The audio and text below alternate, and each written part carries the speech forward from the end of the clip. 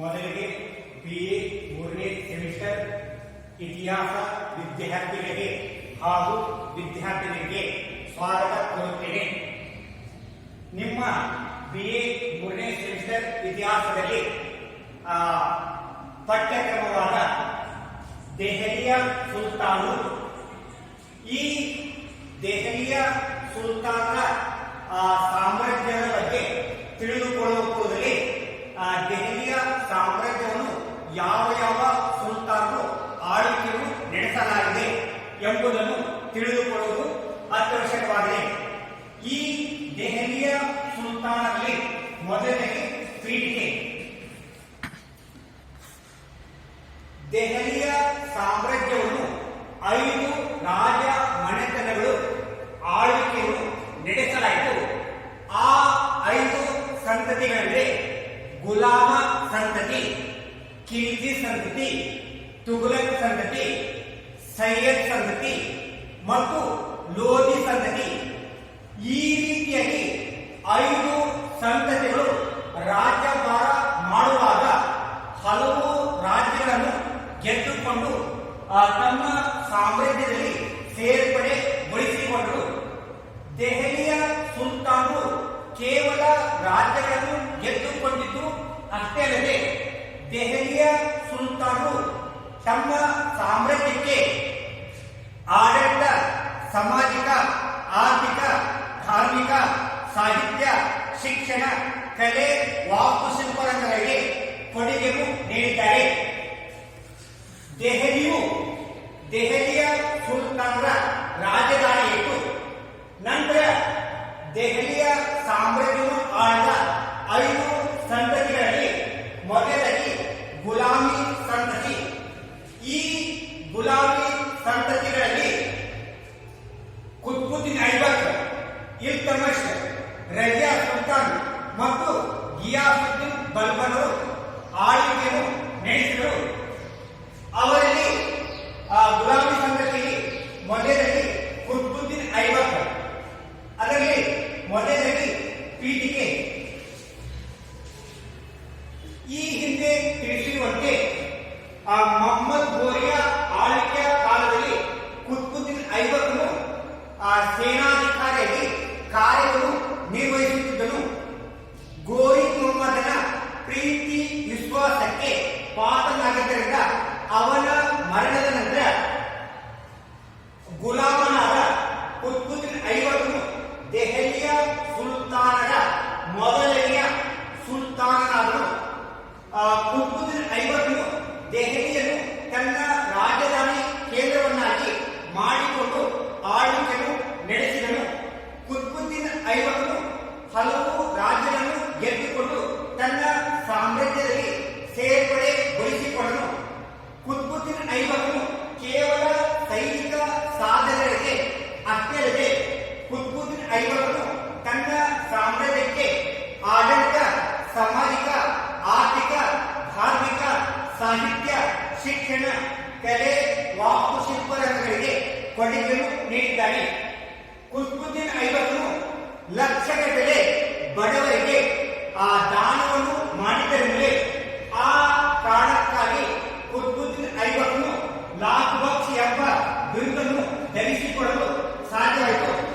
ನಂತರ ಕುತುಬುದ್ದೀನ್ ಐಬಕ್ನ ಜೀವನ. ಈ ಹಿಂದೆ ತಿಳಿಸಿರುವಂತೆ ಕುತುಬುದ್ದೀನ್ ಐಬಕ್ನು ಬಡತನ ಕುಟುಂಬದಲ್ಲಿ ಜನಿಸಿದ್ದನು. ಆ ಸಂದರ್ಭದಲ್ಲಿ ಅನೇಕ ನೋವುಗಳನ್ನು, ಕಷ್ಟಗಳನ್ನು ಅನುಭವಿಸಿದನು.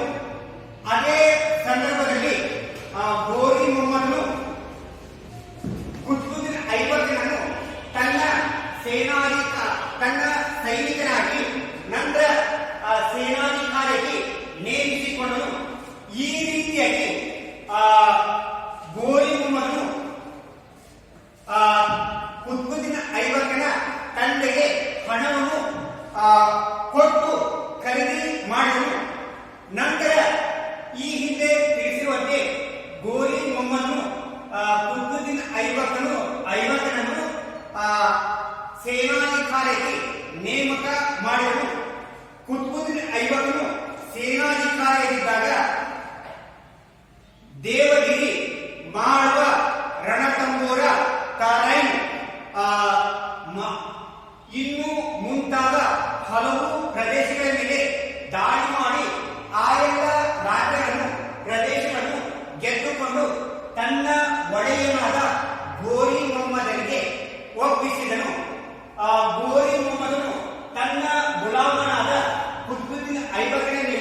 ಅತಿಯಾದ ಪ್ರೀತಿ ವಾತ್ಸಲ್ಯವನ್ನು ಹೊಂದಿದನು. ಘೋರಿ ಮೊಹಮ್ಮದನು ಮರಣ ಹೊಂದುವ ಪೂರ್ವದಲ್ಲಿ ತನ್ನ ಗುಲಾಮನಾದ ಕುತುಬುದ್ದೀನ್ ಐಬಕನೇ ದೆಹಲಿಯ ಸಾಮ್ರಾಜ್ಯದ ಸುಲ್ತಾನನಾಗಬೇಕೆಂಬ ಅಪೇಕ್ಷೆಯನ್ನು ಹೊಂದಿದನು.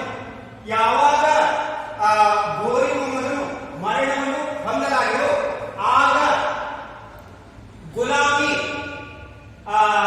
ಸಂತತಿಯ ವ್ಯಕ್ತಿಯಾದ ಕುತುಬುದ್ದೀನ್ ಐಬಕನು ದೆಹಲಿಯ ಸಾಮ್ರಾಜ್ಯದ ಸುಲ್ತಾನನಾದನು.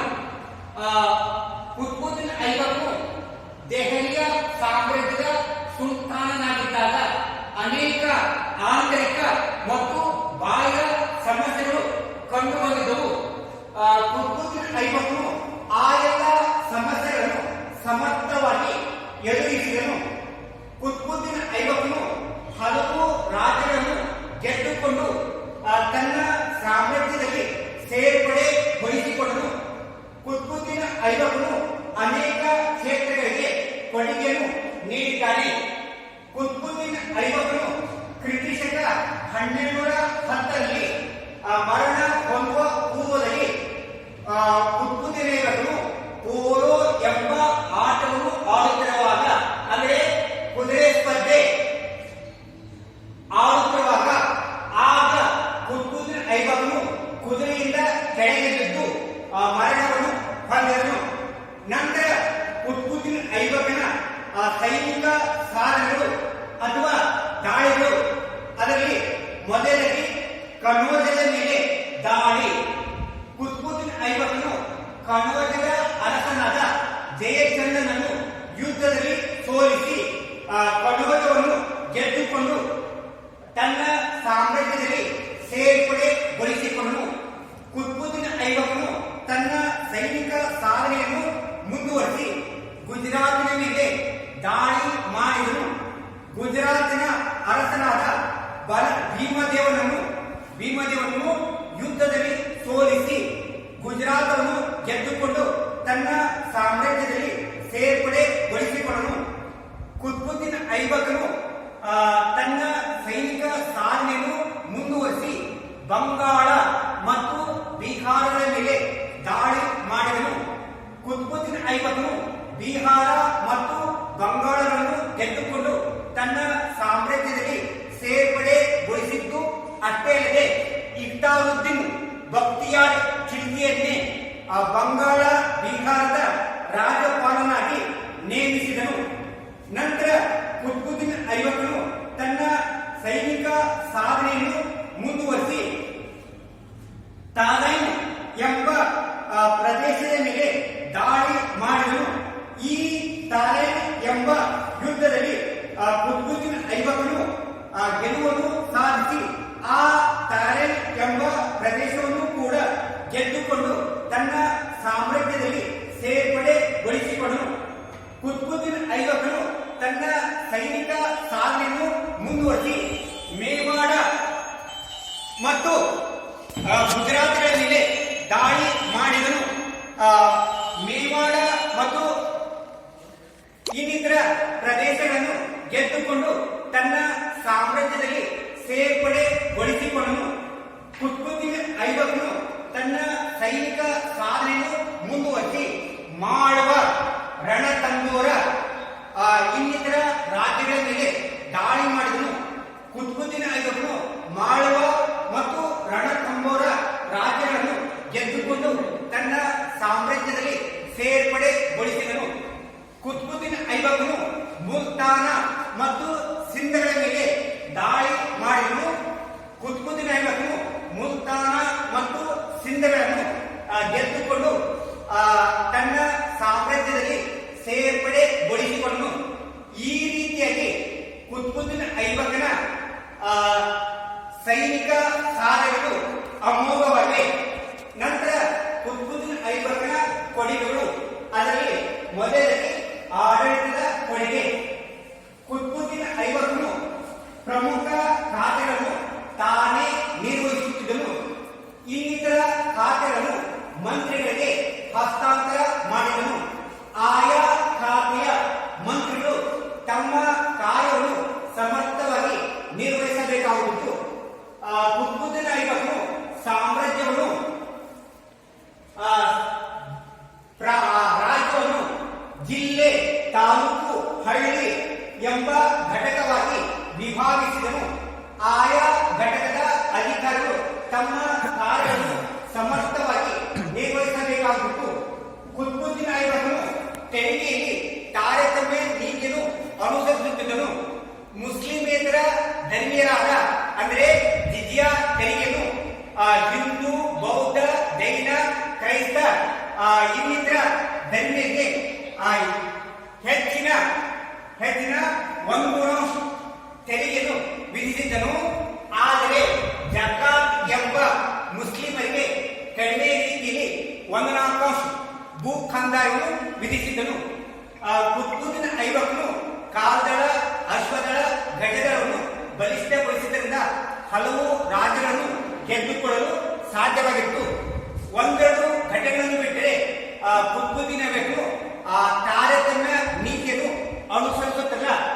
ಕುತುಬುದ್ದೀನ್ ಐಬಕ್ನು ಸಾರ್ವಜನಿಕರಿಗೆ ಬೇಕಾದ ಎಲ್ಲ ರೀತಿಯ ಸವಲತ್ತುಗಳನ್ನು ಒದಗಿಸಿದನು. ನಂತರ ಕುತುಬುದ್ದೀನ್ ಐಬಕ್ನ ಸಾಮಾಜಿಕ ಪಡೆಗಳು.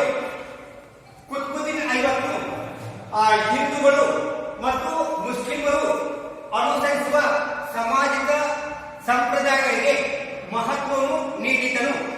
ಕುತುಬುದ್ದೀನ್ ಐಬಕ್ನ ಕಾಲದಲ್ಲಿ ಸಮಾಜದ ಜನರು ಅವಿಭಕ್ತ ಕುಟುಂಬ, ಜಾತಿ ಪದ್ಧತಿ, ಆಹಾರ ಪಾನೀಯ, ಉಡುಪುಗಳು, ಆಭರಣಗಳು, ಮನೋರಂಜನೆ, ಸತಿ ಪದ್ಧತಿ, ಜೋಹಾರ್ ಪದ್ಧತಿ, ಸ್ಪರ್ಧಾ ಪದ್ಧತಿ, ಹಬ್ಬ ಹರಿದಿನಗಳು ಇನ್ನಿತರ ಸಾಮಾಜಿಕ ಸಂಪ್ರದಾಯಗಳನ್ನು ಅನುಸರಿಸಲು ಎಲ್ಲ ರೀತಿಯ ಬೆಂಬಲ ನೀಡಿದನು.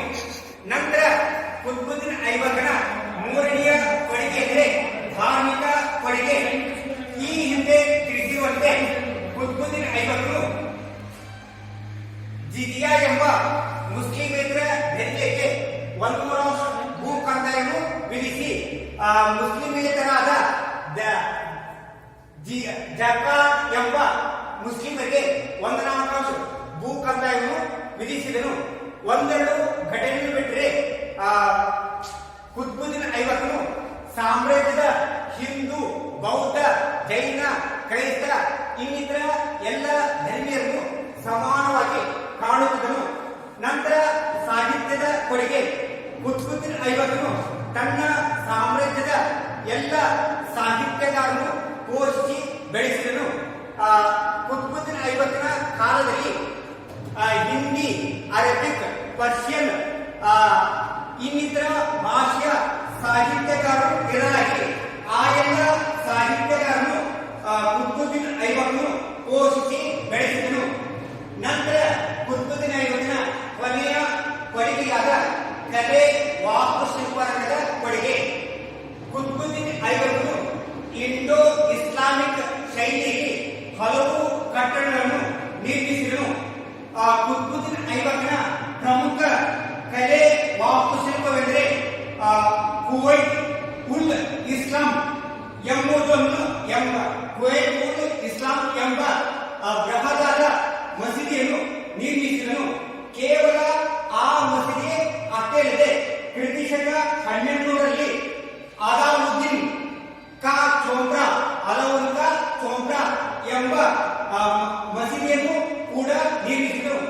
ಅಷ್ಟೇ ಅಲ್ಲದೆ ಕುತುಬುದ್ದೀನ್ ಐಬಕ್ನು ದೆಹಲಿಯಲ್ಲಿ ಕುತುಬ್ ಮಿನಾರ್ ಎಂಬ ಬೃಹದಾದ ಕಟ್ಟಡವನ್ನು ಅಥವಾ ಮಸೀದಿಯನ್ನು ನಿರ್ಮಿಸಿದನು. ಈ ರೀತಿಯಾಗಿ ಕುತುಬುದ್ದೀನ್ ಐಬಕ್ನ ಕಲೆ, ವಾಸ್ತುಶಿಲ್ಪ ಕ್ಷೇತ್ರಕ್ಕೆ ಅಪಾರವಾದ ಕೊಡುಗೆಯನ್ನು ನೀಡಿದ್ದಾನೆ. ನಂತರ ಕೊನೆಯದಾಗಿ ಉಪಸಂಹಾರ ಅಥವಾ ಮೌಲ್ಯಮಾಪನ. ಒಟ್ಟಿನಲ್ಲಿ ಹೇಳುವುದಾದರೆ ಕುತುಬುದ್ದೀನ್ ಐಬಕ್ನು ಗುಲಾಮಿ ಸಂತತಿಯ ಮೊದಲನೆಯ ಸುಲ್ತಾನನಾಗಿದ್ದಾನೆ. ಕುತುಬುದ್ದೀನ್ ಐಬಕ್ನ ಸೈನಿಕ ಸಾಧನೆಗಳು ಅಮೋಘವಾಗಿವೆ. ಕುತುಬುದ್ದೀನ್ ಐಬಕ್ನು ಕೇವಲ ಸೈನಿಕ ಸಾಧನೆಗಳಿಗೆ ಅಷ್ಟೇ ಅಲ್ಲದೆ ಕುತುಬುದ್ದೀನ್ ಐಬಕ್ನು ತನ್ನ ಸಾಮ್ರಾಜ್ಯಕ್ಕೆ ಆಡಳಿತ, ಸಾಮಾಜಿಕ, ಆರ್ಥಿಕ ಕಲೆ ವಾಸ್ತುಶಿಲ್ಪ ರಂಗಗಳಿಗೆ ಕೊಡುಗೆಯನ್ನು ನೀಡಿದ್ದಾನೆ. ಕುತುಬುದ್ದೀನ್ ಐಬಕನು ಲಕ್ಷಗಟ್ಟಲೆ ಬಡವರಿಗೆ ದಾನ